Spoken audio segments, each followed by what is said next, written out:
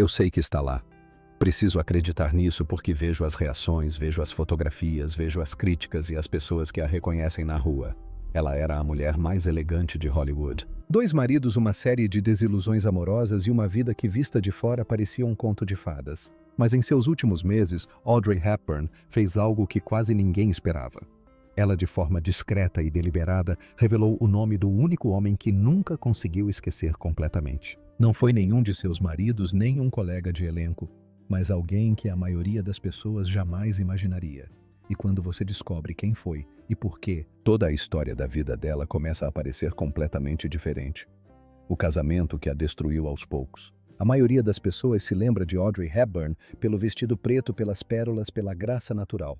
O que poucas lembram é que durante 14 anos, ela foi casada com um homem que a fazia se sentir inferior.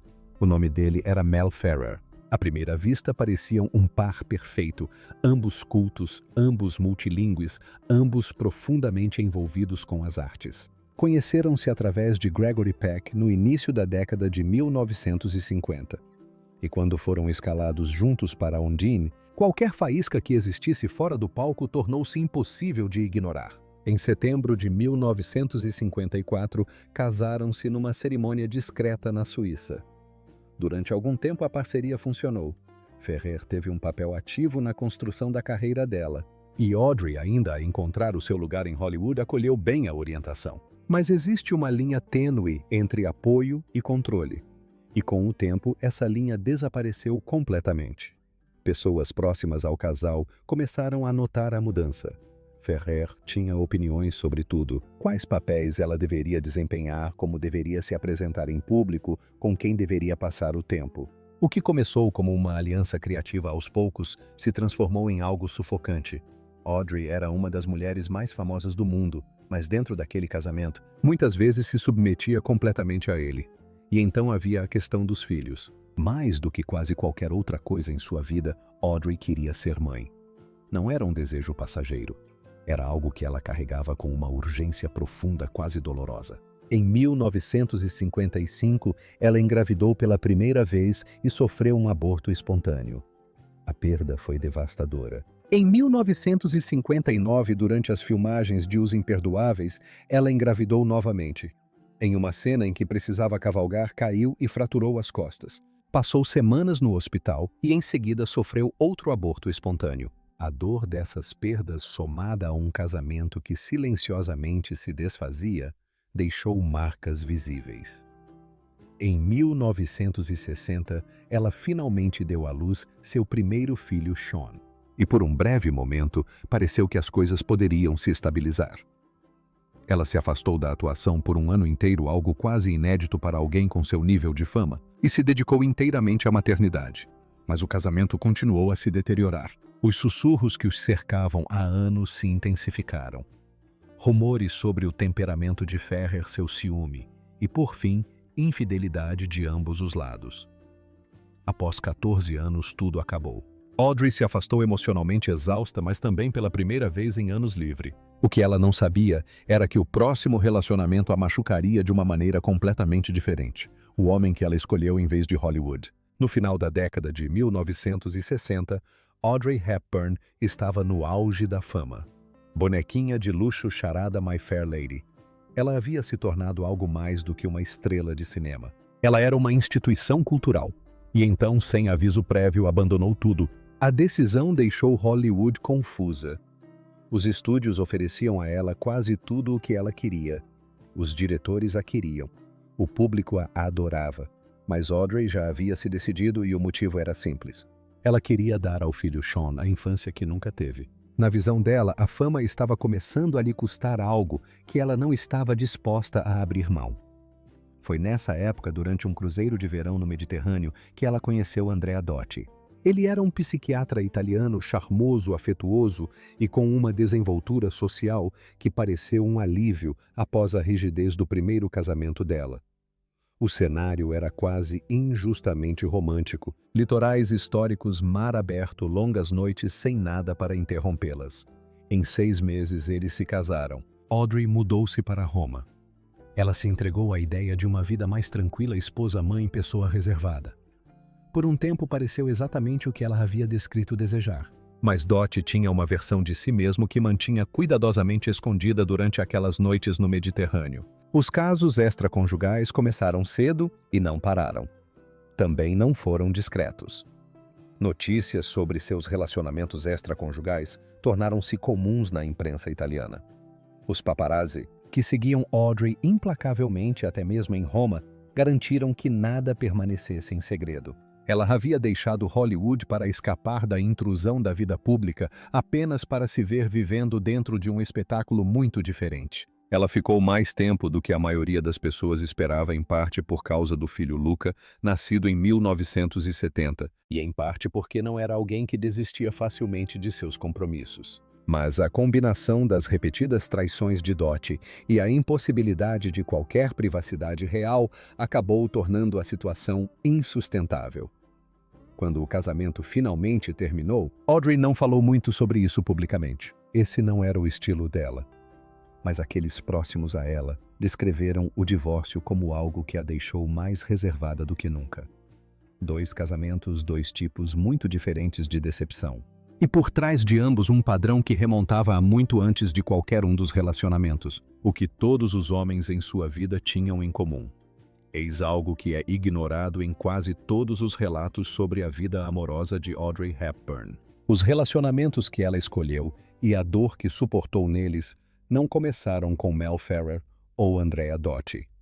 Começaram quando ela era criança. Audrey nasceu em Bruxelas em 1929. Seus primeiros anos foram marcados por mudanças frequentes de residência. Sua família se mudava regularmente entre Londres, Arnhem e outros lugares, acompanhando o pai por conta do trabalho de Joseph Ruston. Ainda muito jovem, ela já falava 6 idiomas. Por fora parecia uma educação privilegiada e cosmopolita.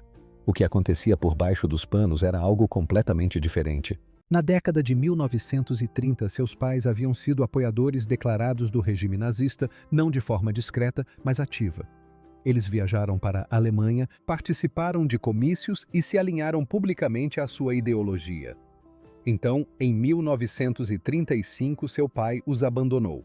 Ele ficou tão absorto na política fascista que abandonou completamente Audrey e sua mãe, mudando-se para Londres. Ela tinha 6 anos. Esse abandono se tornou a ferida emocional mais marcante de sua vida.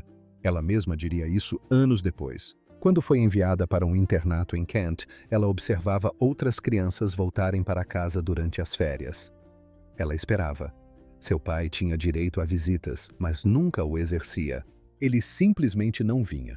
Então a guerra começou e Audrey foi enviada para a Holanda, acreditando que lá seria mais seguro. Não foi.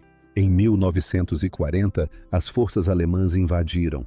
Ela tinha 10 anos e vivia sob ocupação, escondendo-se em porões enquanto os tiros ecoavam pelas ruas acima dela. Adotou um nome holandês, Edda van Heemstra, para evitar ser identificada como inglesa. Em 1942, 2 de seus tios foram presos e executados pelos nazistas. Depois disso, ela parou de tentar se manter invisível. Juntou-se à resistência holandesa carregando mensagens e jornais clandestinos, às vezes escondendo-os nos sapatos. Ela também dançava. Antes da guerra, o balé era o seu único sonho. Agora ela usava isso de forma diferente, apresentando-se em eventos secretos de arrecadação de fundos para a resistência em salas onde ninguém podia aplaudir, pois um único som poderia denunciá-los. Em 1944, a fome assolou a Holanda durante um dos invernos mais rigorosos já registrados. Os bloqueios alemães haviam cortado o fornecimento de alimentos. A família de Audrey comia bulbos de tulipa. Sua saúde se deteriorou, desnutrição, anemia, problemas respiratórios. A garota, que mais tarde se tornaria uma das mulheres mais fotografadas do século XX, era naquele momento uma adolescente faminta. Quando a libertação finalmente chegou, uma funcionária da Unicef lhe deu uma barra de chocolate. Ela nunca se esqueceu disso. Se esqueceu. Psicólogos que estudaram sua vida a fundo apontaram o abandono do pai como a lente através da qual quase tudo precisa ser compreendido. Os homens por quem ela se sentia atraída tendiam a ser mais velhos, autoritários e controladores. Ferrer se encaixava perfeitamente nesse perfil, assim como Dottie de uma maneira diferente. Ela não era ingênua. De muitas maneiras, ela buscava inconscientemente a estabilidade que seu pai levara consigo quando partiu. E o que tornava tudo mais complicado era que ela acabou o encontrando.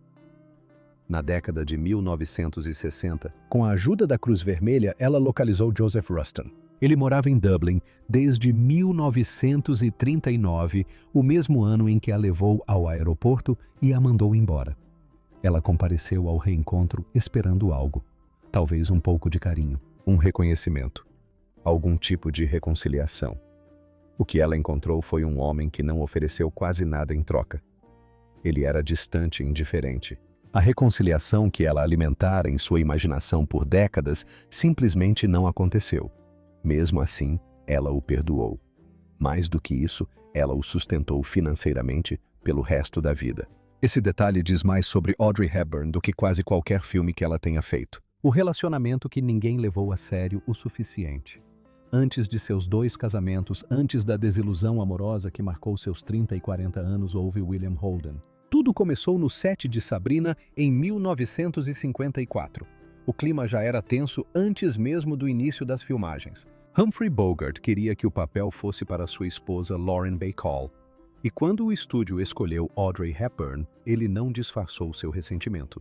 Manteve distância, deixou seus sentimentos claros através do silêncio e de um profissionalismo frio e a tratou como uma presença indesejada em um set, onde, em sua opinião, ela não merecia estar. Holden reagiu a ela de maneira exatamente oposta. Desde o primeiro contato, ele se sentiu completamente atraído por ela. A química entre eles não era forçada para as câmeras, era real e todos ao redor podiam ver. A ligação entre eles se aprofundou rapidamente.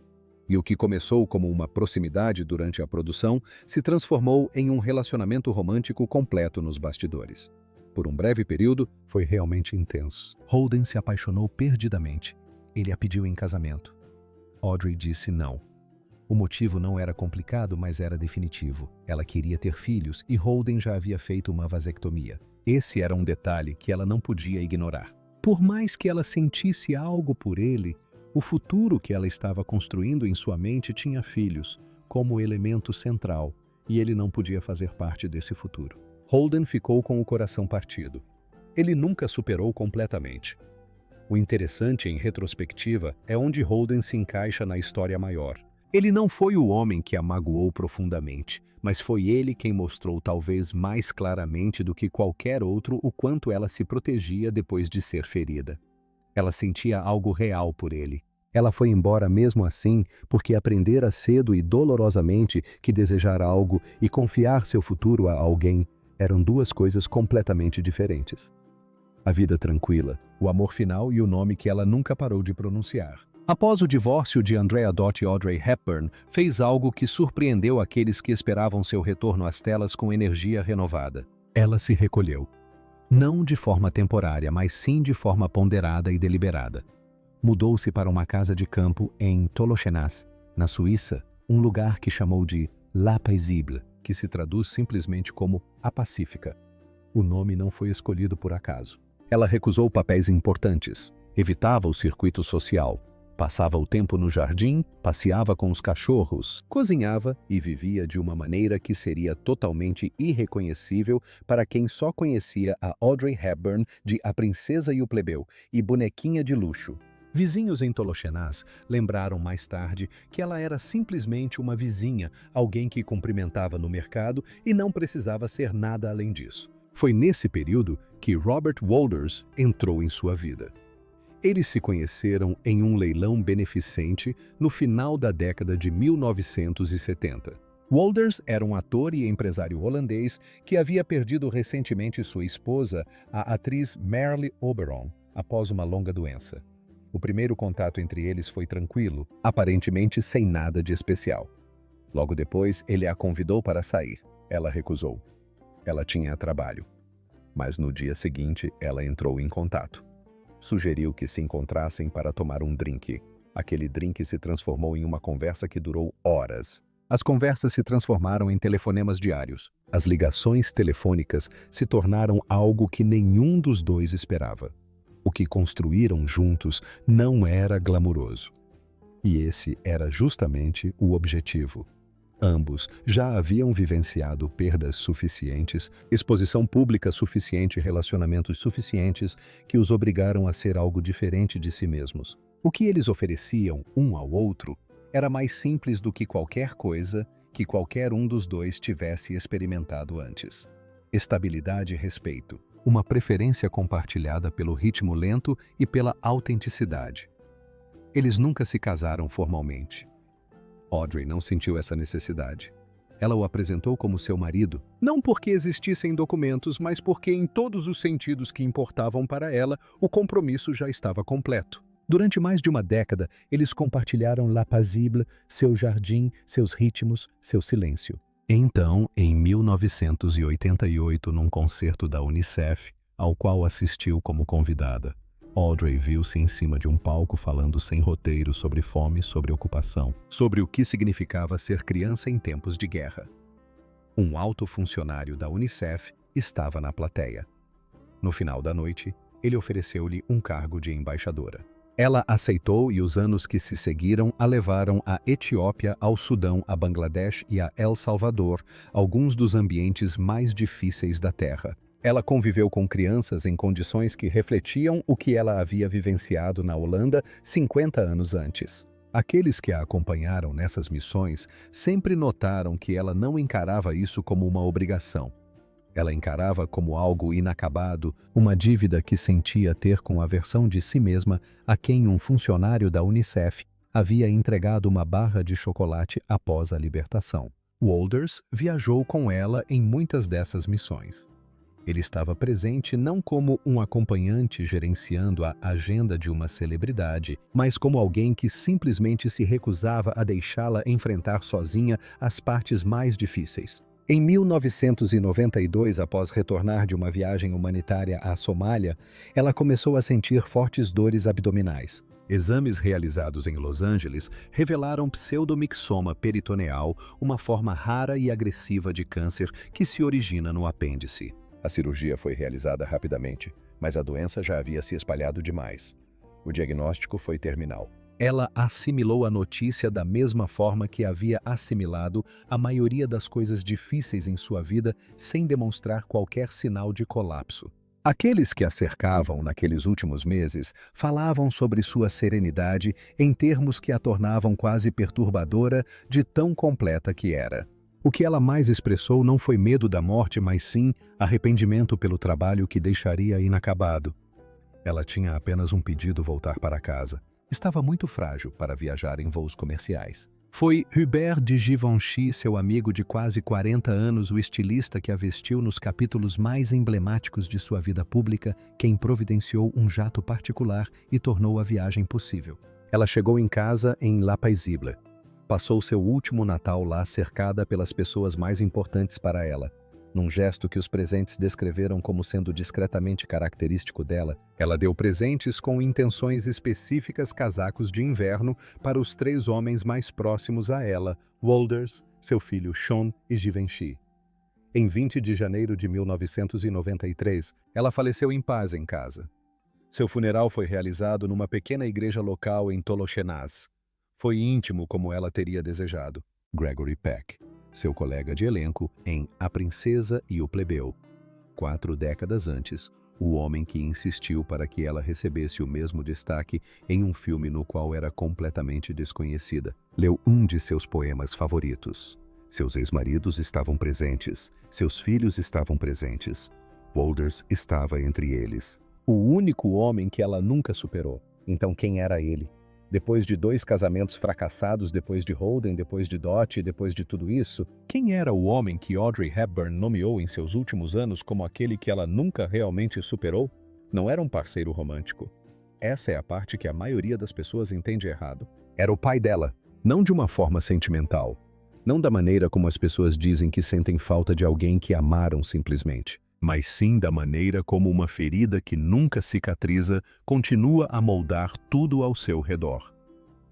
Joseph Ruston a abandonou quando ela tinha 6 anos. Ele não a visitou quando ela esperou na escola durante as férias. Mandou-a para a Holanda acreditando que seria mais seguro e quando ela desembarcou no meio de uma zona de guerra, ele não estava lá.